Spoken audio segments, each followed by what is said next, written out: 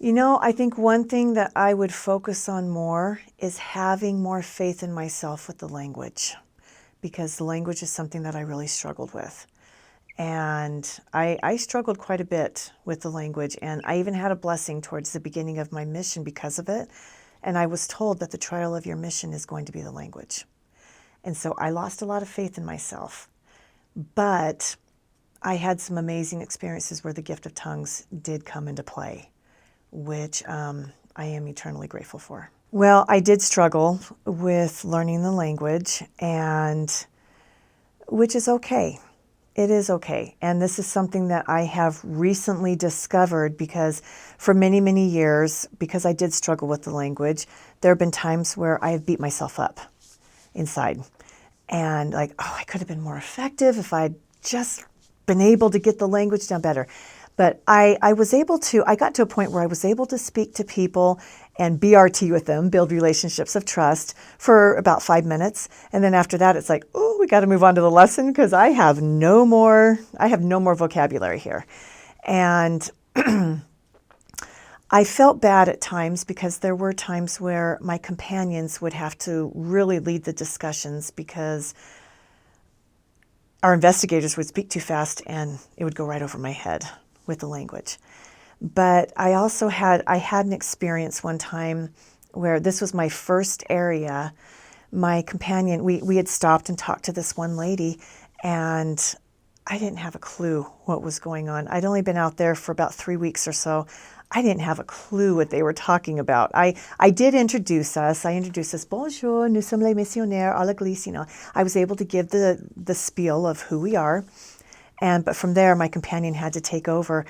And I could tell that there was a little bit of a struggle. My companion was talking to her and trying to figure out exactly what to say next. But I know that the Spirit spoke to me and said, bear your testimony right now on this.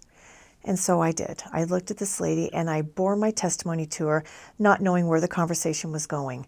But I bore my testimony to her.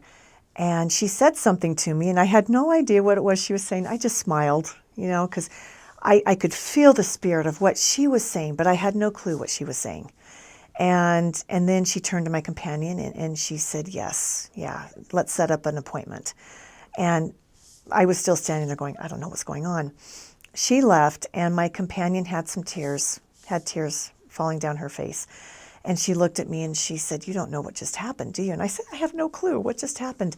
And she said, I was trying to set up an appointment with her so we could come. But she just wasn't sure. She wasn't sure if she wanted to meet with us. And then you bore testimony to her of exactly what I was trying to say to her, but I didn't know how to word it. And she looked at you and she said, I see Christ in your eyes. Yes, I want to meet with you guys. So even though I was struggling with the language, there were moments where it was okay because it's not the language. It's not the language that touches people's hearts. It's the Spirit. And a girl that I met in my second area, she's Portuguese, and her name is Honorina. I just love her to pieces.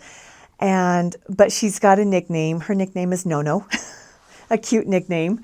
And she barely spoke English, and I was struggling with the French language, and we were very close. She and I were very close. I spoke to her the best I could in French, and she spoke to me the best she could, broken English here and there. She did marry an American guy, and she is fluent in English now. So when we talk, she lives in Idaho now, and when we talk, we speak in English. She's actually a school teacher now here in America. But she told me one time, and this is about 1.5 years ago, I had been having a difficult week because I'd been hearing a lot of people talk about the language in the mission field and how they picked up on it quickly and how fun it was, and they still speak it to this day. And I started beating myself up that week. And I was on the phone with her this one day, and I told her, I said, that was just such a struggle for me. And she knew because she was in the mission with me as a girl that I was teaching. And she said to me, she said, Susan,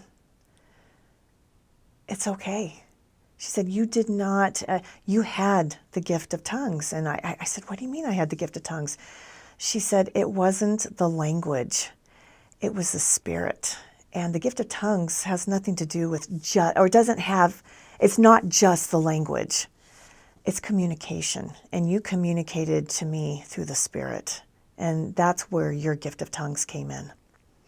So I guess what I want to say is, for those who are struggling with worrying about the language, or maybe you have a family member that is out there in the mission field right now who is struggling with the language, the gift of tongues is through the spirit and communication, whether that's through voice, through your words, or through the spirit that you have brought to that person.